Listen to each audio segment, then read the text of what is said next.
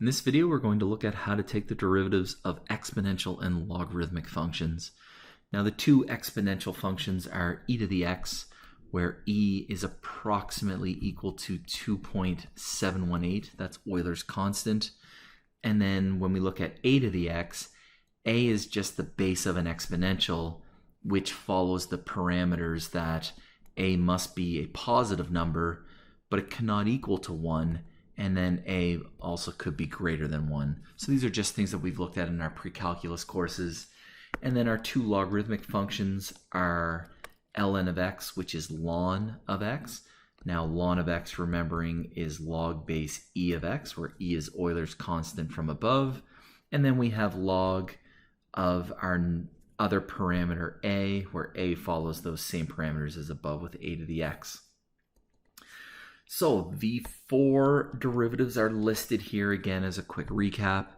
My favorite being e to the x, where its derivative is itself. Now, looking down below at our examples, we have a function multiplied by another function. So this shows me that this is a product rule. So I'm going to take the derivative of e to the something is itself. But the inside function wasn't just x, it was sine of x, so we need to multiply by the derivative of that. The derivative of sine of x is cos. There's the derivative of the first term. This gets multiplied by the second term as is, and then plus. Now we take the derivative of log base a of x, which is right here.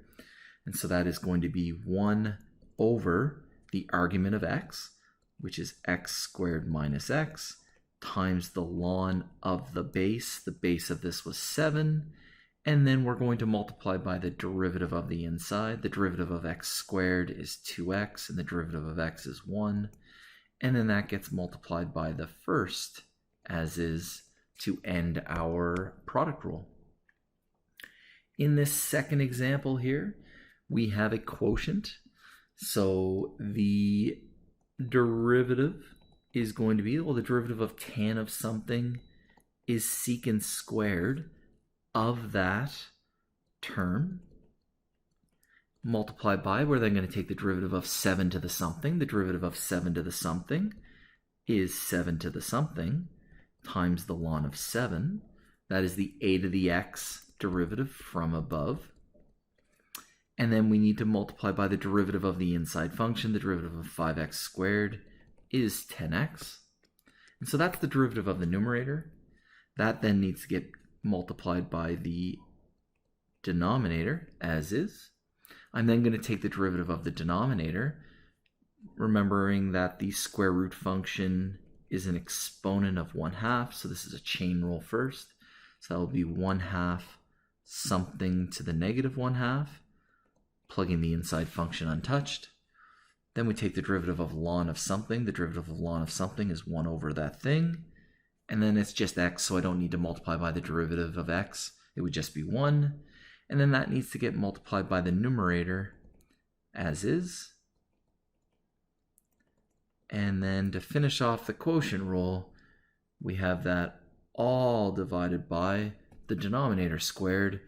But I can write this a little more concisely, because when I square a square root, they undo each other, and I am just left with ln of x.